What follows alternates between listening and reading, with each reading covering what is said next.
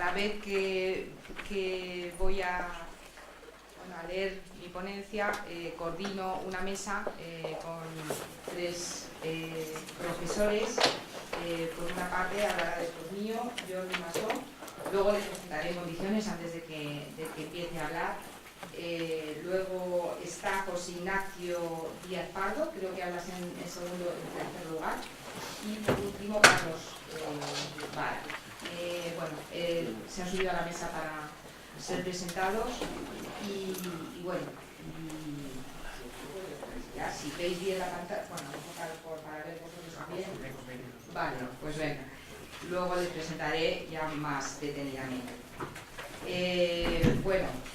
Quería pedir perdón porque esta ponencia que voy a dar es un poco experimental y es casi un ensayo. Llevo unos años investigando sobre la relación del barroco con la arquitectura contemporánea en el ámbito de mi tesis doctoral, que dirigen 2 catedráticos, Juan Miguel Hernández León y Teresa Canasta. Es una puesta en relación de un tipo de arquitectura contemporánea que no es previsiblemente barroca, ¿no? Entonces es un poco ensayo y no sé si he acertado. Entonces pido perdón por probar aquí con este ensayo, ¿no? Voy a empezar.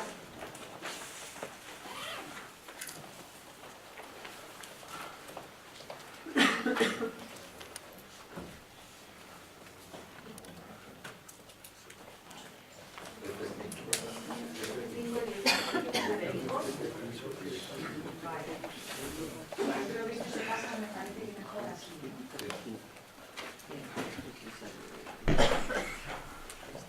¿Se ve bien la pantalla a pesar de la luz? Vale.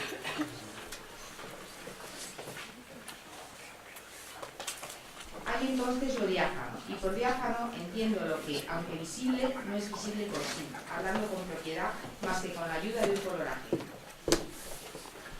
Es una frase de Aristóteles, del libro sobre el alma. Es enérgico Aristóteles en esta afirmación. Hay entonces lo diáfano. Y con ello indirectamente no parece estar poniendo en cuestión la consideración de la luz como luz ontológica de la tradición platónica. Esta luz ontológica procedía del sol inteligible de la verdad o de la belleza y había servido de paradigma del arte y su idea. La luz, según el texto de Aristóteles, solo se expresaría en el medio propicio que le hiciera posible, un espacio de posibilidad, lo diáfano. Así dice Distinguished Usman que lo diáfano en acto es luz y lo diáfano en potencia es invisible, siguiendo a Aristóteles. Pero sin embargo, nos parece que es el espacio de lo posible. Malevich también ha notado este nuevo estatuto de la luz. Si la luz, el brillo, había sido tradicionalmente el modo de la luz en su aparecer como verdad, Malevich la impugna como aquello que aclara la verdad y reivindica una nueva noción de la luz como intensidad coloreada, una especie de materialismo luminoso. Deleuze, en el texto que dedica a Foucault, al describir el concepto de diagrama Foucaultiano, también habla de una afuera en un elemento atmosférico. Dice, ese afuera informal es una batalla, algo así como una zona de turbulencias, de huracán, en la que se agitan puntos singulares y relaciones de fuerza entre estos puntos. No parece que Aristóteles concibiera nunca una relación estática entre forma y materia. Él se hizo bien cargo de lo que era la potencia y sus ámbitos. Bergson, en su tesis doctoral sobre el concepto de lugar en Aristóteles, ya hace notar que él no concibe nunca una especie de espacio vacío, inerte y abstracto, al modo del de Demócrito Recipo. Aristóteles, según la tesis de Bergson, habla de lugar como el espacio topológico de posibilidad. En consecuencia, con este espacio diáfano que hemos citado al principio. Así, el profesor Hernández de León, en uno de sus textos, dirá que el vacío está presumiblemente hermanado con el carácter peculiar del lugar, y por ello no es echar en falta, sino introducir. Deleuze y Guattari, retomando el concepto de aceidad de la filosofía escolástica de Luis Escoto, hablan de esa aceidad como de un clima, un viento, niebla, luz cruda. Y es a partir de ahí desde donde se desarrolla su distinción entre el espacio liso o nómada y el espacio estriado o sedentario. Pero no No habrá entonces una relación entre el espacio liso de Deleuze y Guattari y lo diáfano, a lo que se refiere mucho a partir de las consideraciones aristotélicas. Todo ese espacio liso permite el desarrollo de una topología que no se forma por objetos, sino por relaciones. Vientos, ondulaciones, arenas, reflejos, haces, luces y colores. ¿Dónde está la luz sin la oscuridad? ¿O el color sin su variabilidad? ¿No se oye bien? Ni el color sin su variabilidad. En el espacio liso siempre emerge el reflejo. Por su parte, Gilbert Simondon pone en cuestión el sistema idemórfico en su versión más tradicional de sistema estático cerrado, definiendo en cambio la individuación como proceso continuo de intercambio entre forma e información. Así, alzándose sobre la consideración estática de forma y materia, nos podemos situar en una dimensión energética, concibiendo lo material en términos de movimiento y fuerza, una cierta desmaterialización, convirtiendo así la materia en medio, donde se da lo virtual, lo potencial, esa especie de materialismo aéreo, una noción de tipo relacional y topológico. Glucksmann hablará de una estética de lo efímero, una ideología, de la transparencia, marcada por una luz no ontológica que abandona todo modelo de permanencia y perturba la noción de forma desde ahora abierta y pensada como flujo de energía y fuerzas múltiples. En el mismo sentido se expresa Deleuze cuando se refiere al cuerpo sin órganos, que designa la materia en un estado aún no formado. La materia es una mezcla no formal de fuerzas y materiales. Todo lo dicho parece que está considerando poner la atención en una morfogénesis, en el proceso de individuación, más que en una morfología que estudiará únicamente la organización de una forma estática. El espacio liso de Luciano es así un espacio vectorial y topológico, mientras el espacio estriado equivaldría al espacio métrico parametrizado. Y así, el espacio nómada o liso le corresponde una línea nómada, línea libre de intención, potencial, liberada de una geometría que podríamos llamar clásica, una línea movida por el principio de proliferación interna, como la línea activa de Klee, un elemento genético. Según nos dice Deleuze, es la inflexión. El punto de inflexión es considerado por Bernard Katz como una singularidad intrínseca, que no remite a coordenadas ni a un arriba ni a un abajo, es un signo ambiguo e ingrávido. La inflexión es un acontecimiento de la línea, lo virtual. Esta inflexión propia del pliegue es una característica barroca. El barroco se mueve en el ámbito de lo virtual, lo potencial. ¿Será propio entonces también de un cierto barroco lo atmosférico y lo diáfano?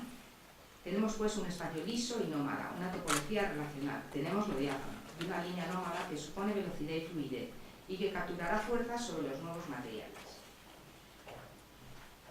Nuestra arquitectura contemporánea también se hace cargo de lo diáfano. El espacio recoge los flujos ondeantes de la luz como si fuera agua, pero también del agua como si fuera luz, multiplicando rayos y vibraciones que ponen en cuestión la estabilidad de la forma en la arquitectura y apuestan por su pertenencia al movimiento, a la energía, introduciéndose en el ámbito de lo posible, a través de atmósferas neutras y cambiantes, que prometen escenas siempre diferentes, que recogen un espacio que no es vacío, sino productor. El grupo de arquitectos catalanes RCR, a que me voy a referir en esta charla, como ejemplo, aunque esta relación yo creo que se da en otros autores, por supuesto, y en otras arquitecturas, proyectan lugares donde la forma arquitectónica parece haberse disuelto. No sé si conocéis a RCR, pero son unos arquitectos catalanes que han ganado el premio Pritzker el año pasado. Proyectan lugares donde la forma arquitectónica parece haberse disuelto, lugares cambiantes que se multiplican en diferentes actos, se activan de diferentes modos, con la luz, la sombra, la presencia, haciendo emerger el fondo, lo diáfano posibilitante. Es el modo contemporáneo de representar la potencia. En la carpa, para celebraciones del restaurante Les Cols, en Olot, RCR lo que produce es una vibración en el espacio. Parece como si el objeto edificio ya no fuera pertinente, solo queda una especie de estructura y de materiales que le acompañan, que generan un lugar de encuentro. Una cubierta de tubos de acero y una membrana densa y transparente extendida en mitad de un bosque resguarda un desnivel en el terreno. Ese es el lugar.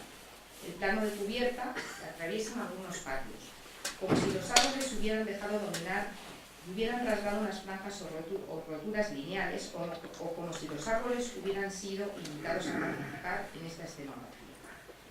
La carpa es como un umbráculo expectante, y el umbráculo comparte raíz etimológica con la palabra umbra, intemporal también comparte su relación con el vacío, un vacío en el sentido aristotélico, un vacío lugar, como atmósfera, porque está lleno de luz, de textura, de temperatura. Es un vacío fenomenológico, es cambiante en su interacción con el entorno, captando la luz del día y la noche, las estaciones, una multitud de percepciones que se concentran en una armonía de la que surge la atmósfera. La arquitectura del barroco histórico tematiza de múltiples modos este flujo de energía y de fuerzas múltiples, ese espacio de lo posible, teniendo en la base de su estructura proyectual la inflexión.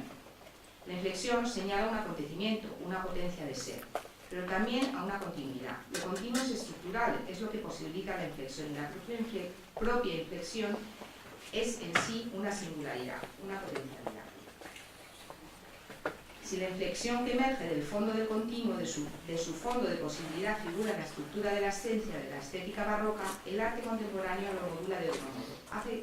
Hace suya la manifestación de lo diáfano, del espacio propicio, otra especie de kairos.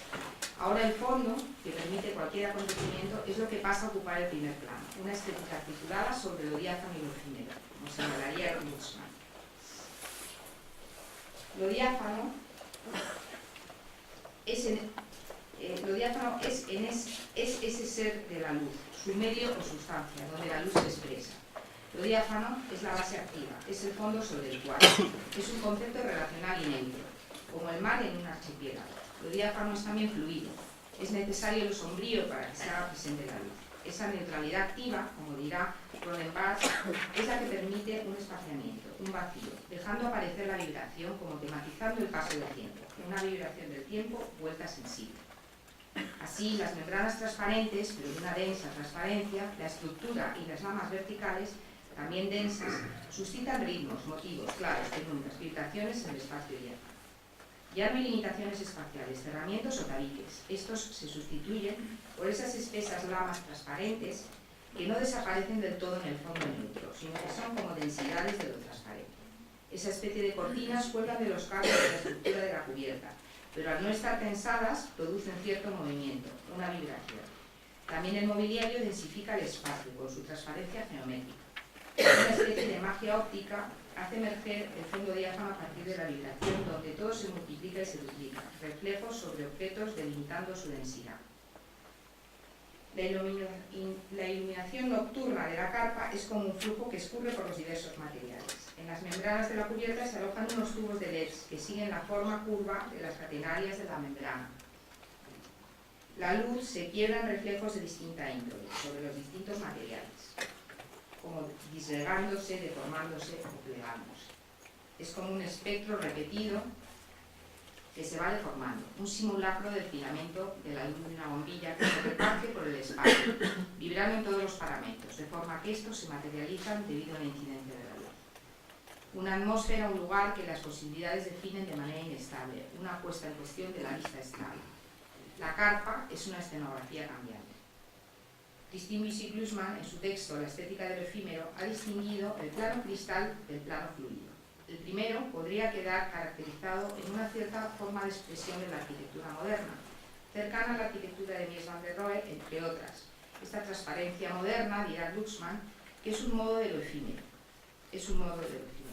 Ser como efímero, cito, es el sueño realizado de una modernidad que ha borrado toda huella. Una abstracción cristalina que remite a una pureza y que siempre depende de un límite. Como dirá Deleuze, el cristal solo crece por los bordes. De modo que lo efímero del plano cristal es un acontecimiento de borde o de ribete, un interser de lo inmaterial. El vidrio o el espejo siempre está entre la presencia y la ausencia. Hace coincidir exterior e interior, suprimiendo todo. Pero la carpa se incluye más bien en el otro tipo de lo efímero al que se refiere Glucksmann, el plano fluido, que lo que tematiza es el espacio, lo diáfano, emergiendo así un espaciamiento fondo, sin el cual no sería posible que nada tuviera presencia, aspirando a representar la potencia de ser. El plano fluido introduce, según Glucksmann, un tipo completamente diferente de transparencia y de temporalidad, perdiendo toda lista dura, como hace el barroco, y dejando ver el entre dos, el fondo fluido donde será lo efímero cambiante, hecho de vibraciones luminosas donde se pierde incluso el anclaje de la mirada. Tal es el estatuto de la forma en el que se expresa la arquitectura de RCR. Tal es más bien el modo en el que la carpa del Scholz tiene lugar en esta estética de lo efímero, en este fondo escenario eso diáfano que da lugar a la escenografía cambiada. La carpa puede tematizar con su expresión arquitectónica lo que soporta como uso, su eventualidad, su provisionalidad, su activación solo periódica y cambiante. El tiempo fugaz de esta imagen flujo se expresa así en vibraciones de luz, en todo lo que crea una especie de inestabilidad, tornasoles, ondulaciones, juegos de reflejos. Lo efímero capta sus materiales y se presenta prendido de transparencias de tiempos flujo y eventualidades. Para percibir lo diáfano es preciso alcanzar una especie de desmaterialización que permita que emerja la atmósfera, en forma de intervalos, luz, penumbra, sombra, color. Y hemos visto como en el par materia-forma, lo material puede ser considerado en términos de movimiento y fuerza, sobreviniendo así una cierta desmaterialización, que convierte la materia en medio. Henri Bergson ya advierte de la apariencia de la forma estable. La forma únicamente se reduce a una vista estable, pues el cambio de forma se produce cada instante. Lo que nos hace concebir una forma como constante resulta solo de la inercia de nuestra percepción. Bergson dice, o más bien no hay forma, puesto que la forma es inmóvil y la realidad es movimiento. Lo que es real es el cambio continuo de forma. La forma no es más que una instantánea tomada sobre una transición. En este sentido, la carpa no sería tal vez un objeto duradero, sino un lugar formado de acontecimientos. Existe únicamente como una instancia. Hay una suerte de desmaterialización que llevaría al extremo la pretensión de disolver la forma que el barroco lleva a cabo fraccionándola, desplegándola o desdoblando su totalidad. La expresión artística se ha convertido en algo efímero, un acontecimiento en el tiempo. Es en la instalación donde se expresa la manifestación artística actual, y consiste en una combinación eventual de objetos en un espacio que no es propiamente un objeto, expresando una sustitución del tiempo por el espacio, en un arte principalmente espacial. La aceptación del tiempo, su alteridad y su alteración son propios de las naturalezas muertas y de los motivos propios de la pintura barroca, las vanidades. Pero la asunción del tiempo como pasaje que convoca al relevo, al cambio y a la transformación no se da siempre en el espacio. El ser no es más que su aparecer inestable entre un hay y un no hay, escribe Glucksmann. Benjamin ya había señalado cómo en el barroco, en su grave inmanencia, abre una transformación de los datos originalmente temporales en una simultaneidad espacial. El espacio, como éxtasis de los órdenes del tiempo, toma el protagonismo. Se activa, diversificándose en escenas que ya no dependen del orden del tiempo, ya no hay recorrido temporal, hay un dominio de lo espacial. La carpa es casi una instalación, aparece y se esfuma, cada vez que es ocupada, que se produce como escenas efímeras, que se activan con la ocupación del espacio. Su espacialidad se expresa como potencia de la movilidad de los cuerpos que la ocupan. Se trata de algo así como de hacer un lugar con la luz, en un desplazamiento de lo material que lo inmaterializa todo. Lo que vemos es menos la forma que la energía. Se podría hablar de una transparencia sin resonancia, entendiendo la imagen como traducción de algo más originario. A este respecto, Benjamin dirá que el instante místico se transforma en el ahora actual y lo simbólico se transforma en lo alegórico. Del acontecer soteriológico se segrega lo eterno y lo que queda es un cuadro viviente, accesible a todas las correcciones de la dirección escénica. Eso corresponde muy íntimamente a la manera barroca divagante y voluptuosamente vacilante de dar forma. En la carpa del Scholz hay una renuncia a la forma, y como ésta se disuelve, comienza por desvanecerse sus límites, que se pierden en el entorno, y el entorno se incorpora al espacio según patios que se entremezclan. Es una captura del bosque, un filtro que conquista las potencias de la naturaleza. El exterior y el interior se interrelacionan y se pierde su distinción. Hay una ambigüedad en el uso, en el espacio, en los límites, y eso es un objeto sin definición. Los propios arquitectos nos dicen de su arquitectura. Una arquitectura que desaparece, desmaterializándose para estar, adaptándose al lugar para convertirse en lugar. Al lado del restaurante, RCR construye una serie de pabellones, los pabellones Les Scholz, pequeñas construcciones a modo de hotel que se sitúan en el mismo recinto de la carpa. En los pabellones, RCR juega también a fundir la planta con el entorno, con el exterior, pero el conjunto tiene una interioridad propia, escenográfica, virtual, repleta de espejismos, luces, sombras, reflejos de vidrio, agua, cielo y planos brillantes. Utiliza el acero inoxidable y el vidrio opaco. Nada tiene que ver con la naturaleza circundante con este teatro propio, que nos incluye al entrar. donde nos encontramos suspendidos en una interioridad concentrada. Deleuze dirá que víctimas del aturdimiento de las pequeñas percepciones, no cesan de realizar víctimas del aturdimiento de las pequeñas percepciones, no cesan de realizar la presencia en la ilusión, en el desvanecimiento, en el aturdimiento, o de convertir la ilusión en presencia. Los barrocos saben perfectamente que no es la alucinación lo que finge la presencia, es la presencia la que es alucinatoria. Frente a la carpa, este espacio no es público, es ocupado casi individualmente en sus pequeñas células que nos transmiten una intensidad interior con su inmaterialidad flotante. Los pabellones guardan un interior espiritual concentrado, casi podríamos decir que su fuga lineal reproduce el punto de vista de la linterna barroca, un punto de luz haciendo una unidad espiritual, una fuente luminosa o punto de vista. Pero la realidad es que las rendijas de luz son múltiples, ahora salen a nuestro encuentro, ante nuestros ojos y se han multiplicado. La desmaterialización se lleva casi al extremo, la forma se ha disgregado y las celdas que forman las habitaciones se deshacen en una estructura seriada persiguiendo pautas orgánicas. Los umbrales son infinitos y el llegar a las celdas habitaciones se prolonga y parece que no se acaba en el hecho de entrar. La ceidad, para Deleuze, tiene una especie de consistencia propia, que la relaciona con fenómenos como el vapor, el vaho, la nube, que desdibujan cualquier límite o frontera definidos. Todo aquí contribuye a generar una impresión de desmaterialización. No parece haber percepción estable, todo se establece cada vez. Reflejos, luces, materiales cambian de aspecto. Hay como un movimiento fluido de transiciones y ambigüedades, de cambios imperceptibles. La celda o habitación verá la luz aparecer y retirarse lentamente, transformando por completo la percepción del espacio. En la transparencia del efímero, Glucksmann ve como en el arte en general se engendran transparencias cada vez más complejas y fenoménicas, que desmaterializan todo, creando alternativamente efectos de superficie y profundidad, de campo ficticia, proyectando el tiempo en el espacio. Wolfing ya había señalado una cierta tendencia hacia lo inmaterial en el barroco histórico. Cito a Wolfing. En la época barroca se busca una impresión de conjunto, menos percepción, más atmósfera. La forma plástica deja de ser significativa, se compone recurriendo a efectos de masa. Los elementos menos definidos, luz y sombra, se vuelven medios de expresión. El efecto de luz adquiere mayor importancia que la forma. Hay así lo diáfano barroco, los espacios atravesados de luz tamizada del barroco histórico, donde también emerge esa diafanidad neutra del espacio. Los espacios del barroco son densos. El propio espacio parece estar dando su forma al contorno, empujando como fuerza sobre él, adquiriendo su dimensión energética, ámbito donde tiene lugar el movimiento y la fuerza. El tratamiento de la luz focalizada haciendo emerger esa diafanidad neutra sobre la que se actualiza cualquier efecto de visión.